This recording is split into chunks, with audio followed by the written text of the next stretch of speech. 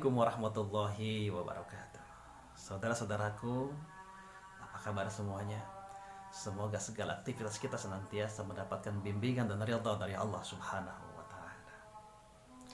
Saudaraku, pada hari ini saya ingin berbagi motivasi hidup dengan Anda.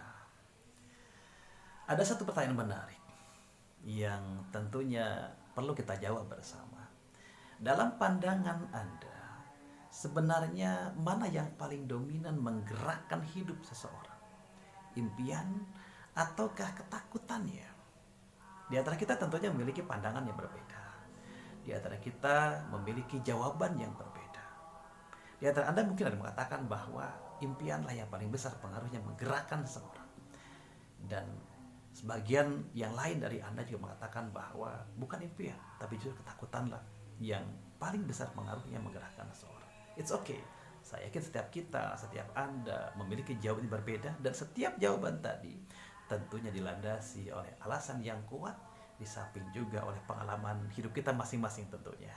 Baik, it's okay, itu tidak masalah. Tapi saya punya cerita semacam ini. Saya punya analogi semacam ini. Bayangkan pada saat ini di depan Anda ada dua buah gedung bertingkat yang cukup tinggi. Dan kemudian saya ajak Anda, saya bawa Anda untuk naik ke salah satu gedung tadi. Nah, sesampainya di atas gedung, kemudian saya katakan lagi kepada Anda bahwa di gedung ini, di tempat kita berdiri, itu tidak ada apa-apa. Tetapi di gedung sebelah, di gedung yang satunya lagi, di sana terdapat banyak sekali perhiasan. Di sana banyak terdapat emas, intan, bahkan berlian. Kemudian di sana pun banyak sekali uang yang banyak dibutuhkan orang. Dan saya katakan kepada Anda bahwa semua perhiasan tadi, semua uang tadi, itu akan mutlak menjadi milik Anda kalau Anda berhasil mendapatkannya. Dengan catatan, caranya adalah Anda melompat dari gedung tempat kita berdiri ke gedung sebelah. Dan saya katakan pada Anda bahwa jarak antara gedung tempat kita berdiri ini dengan gedung sebelah itu jaraknya atau lebarnya itu sekitar 2 sampai dengan 3 meter saja. Nah, Anda berani gak melompat ke sana? Saya yakin di antara Anda ada yang berani. Tapi sebagian besar dari Anda, saya yakin Anda tidak berani. Kenapa demikian? Iya, kalau berhasil, maka semua perhiasan tadi akan menjadi milik Anda. Semua uang tadi akan menjadi milik Anda kalau berhasil. Tapi kalau gagal, kita terpleset misalnya, bukan saja kita tidak mendapatkan uang dan perhiasan, tapi nyawa kita pun bisa melayang. Jelek-jeleknya, kita tentunya akan cacat seumur hidup. Kita bisa bayangkan terjatuh dari lantai 3 atau lantai 4 dari sebuah gedung. Baik, sekarang jalan ceritanya saya rubah. Saya katakan kepada Anda bahwa di gedung sebelah itu sebenarnya tidak ada apa-apa. Tidak ada uang sepeser pun di sana. Tidak ada perhiasan di sana. Tidak ada emas, tidak ada intan, tidak ada berlian, tidak ada apapun yang menarik di sana itu. Tetapi di sini, di gedung ini, di tempat kita berdiri saat ini, semua pintu saya kunci. Dan kemudian saya lepaskan beberapa binatang buas yang lapar. Singa, misalnya, harimau misalnya. Nah, pertanyaan yang sama saya ajukan kepada Anda. Anda berani gak melompat dari gedung ini ke gedung sana? Saya punya keyakinan sebelum pertanyaan saya ini selesai, Anda sudah melompat duluan. Karena saking takutnya. Karena siapa antara kita yang rela tubuhnya dicabik-cabik, dimakan hidup-hidup oleh binatang buas? Siapapun kita tentu tidak akan rela dan tidak akan mau. Dan kita pasti akan berjuang sekuat tenaga untuk menyelamatkan diri. Saudaraku, dari cerita ini bisa kita ambil hikmah sebenarnya. Bisa kita ambil pelajaran sebenarnya. Ya, ternyata sesekali atau kadang-kadang yang namanya ketakutan itu jauh lebih besar pengaruhnya untuk menggerakkan seseorang dibandingkan dengan impiannya. Maksud saya apa? Bagi Anda yang hari ini memiliki impian yang begitu besar, memiliki harapan-harapan, memiliki cita-cita yang begitu tinggi. Misalnya ingin membahagiakan kedua orang tua, ingin menghajikan mereka, ingin memberikan rumah yang layak untuk orang tua Anda. Kemudian bagi Anda yang sudah punya keluarga, sudah punya anak istri, ingin memberikan kebahagiaan buat anak istri Anda, ingin memberikan rumah yang layak, memberikan makanan yang layak, fasilitas kesehatan yang layak, misalnya pendidikan yang bagus, ya, tetapi Anda masih leha-leha. Saya katakan pada Anda, coba bukan hanya bangun impian-impian Anda, tapi juga gali ketakutan-ketakutan Anda. Siapa tahu dengan cara begitu Anda lebih sigap, Anda lebih semangat dalam mencari nafkah demi orang-orang yang Anda cintai. Saya juga punya keyakinan bahwa orang tua kita, ya, orang tua kita, mereka juga sama. Ketika mereka bekerja keras banting tulang, berangkat pagi, pulang malam, kepala jadi kaki, kaki jadi kepala. Mereka bukan semata-mata ingin memberikan yang terbaik buat anak-anaknya, buat istrinya, tapi lebih jauh dari itu mereka takut, mereka khawatir. Ketika sakit, misalkan tidak ada biaya untuk rumah sakit, untuk biaya berobat, tidak ada. Kemudian tidak ada biaya untuk melanjutkan pendidikan ke jenjang lebih tinggi misalnya, dan lain sebagainya. Jadi bukan hanya impian yang ditanamkan dalam diri orang tua kita, tapi ketakutan-ketakutan juga. Nah, semoga dengan kita memiliki atau menggali ketakutan tadi, kita lebih semangat dalam menjalani hidup ini, dalam rangka beri ini terbaik buat orang-orang yang kita cintai. Saudara-saudaraku yang dirahmati Allah, sebelum saya akhiri, saya punya cerita yang dalam pandangan saya cukup menarik, dan mudah-mudahan ini bisa memberikan inspirasi buat kita semua.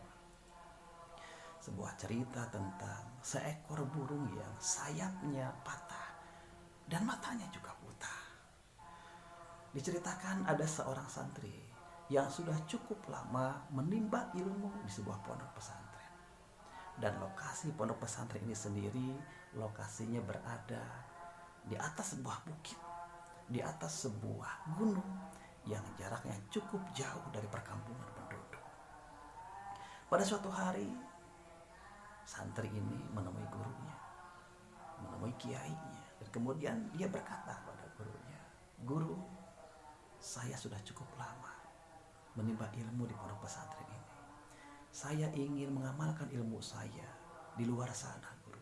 Sekalian saya pun ingin mengabdikan diri saya kepada masyarakat, dan saya ingin mencari penghidupan."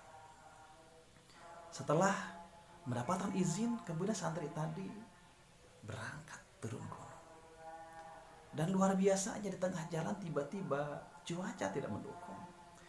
Tiba-tiba hujan turun dengan begitu lebat, begitu deras hujan turun. Dan sesekali juga dibarengi dengan sambaran petir yang bersahutan silih berganti. Si pemuda ini kemudian mencari tempat berlindung dari hujan. Dan tidak jauh dari situ, dia melihat ada sebuah gua yang cukup besar. Ada mulut gua. Dan dia segera lari ke sana tanpa pikir panjang. Ia masuk ke dalam gua. Di dalam gua itu kemudian matanya melihat ke kiri ke kanan. Dan di pojok gua ia melihat ada seekor burung yang cukup besar. Ia perhatikan burung itu. Kenapa tidak banyak bergerak? Tapi ternyata setelah diperhatikan dengan seksama, burung tadi sayapnya patah dan matanya juga buta. Dalam hati, pemuda ini berpikir, bagaimana mungkin burung ini bisa bertahan hidup di tempat seperti ini, di tempat sunyi seperti ini. Di sini tidak ada makanan, tapi ia bisa bertahan hidup. Saudaraku, belum selesai ia berpikir seperti itu, tiba-tiba terdengar dari mulut gua seperti ada sesuatu yang masuk. Dan dengan sigap ia cepat bersembunyi di balik sebuah batu. Tiba-tiba ia melihat ada seekor burung yang sejenis. Ada seekor burung yang sama dengan burung yang tadi, yang sayapnya patah, yang matanya buta. Datang menghampiri dengan membawa makanan di paruhnya. Kemudian ternyata burung yang sayapnya patah, yang matanya buta tadi kemudian disuapi oleh burung yang baru saja datang. Di situ santri ini, pemuda ini bergumam, memuji keagungan Allah. Masya Allah, Subhanallah, Maha suci Engkau ya Allah, Engkau yang maha mengatur rezeki. Ma min dabatin fil ardi illa 'ala Allahi rizquha wa ya'lamu mustaqarraha wa mustawda'aha kullu fi kitabim mubin. Saudara-saudaraku, kemudian setelah menyaksikan kejadian itu, si pemuda ini berpikir, untuk apa dilanjut ke perjalanan? Bukankah Allah sudah menjamin rezeki semua makhluknya? Bukan hanya manusia, binatang melata pun, dimanapun posisinya ia berada, Allah beri rezeki, Allah sudah atur rezekinya. Dari situ akhirnya ia memutuskan untuk kembali ke pondok pesantren. Dia kembali kepada gurunya. Sesampainya di pondok pesantren, dia ceritakan semua pengalamannya tadi. Ia ceritakan ketika ia di tengah jalan tiba-tiba turun hujan, kemudian ia masuk ke dalam sebuah gua dan dia melihat di situ ada burung yang sayapnya patah, yang matanya buta. Dia ceritakan semua kepada gurunya dan dia katakan kepada gurunya, "Guru, saya akan tetap tinggal di sini.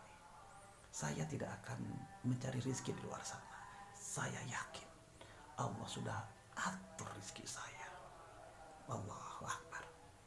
Saudaraku, mendengar ungkapan muridnya tadi, kiai ini, guru ini kemudian tersenyum dan dengan bijak ia katakan bahwa, "Wahai anakku, wahai muridku, benar apa yang kamu katakan, bahwa Allah sudah menjamin rezeki kita semua.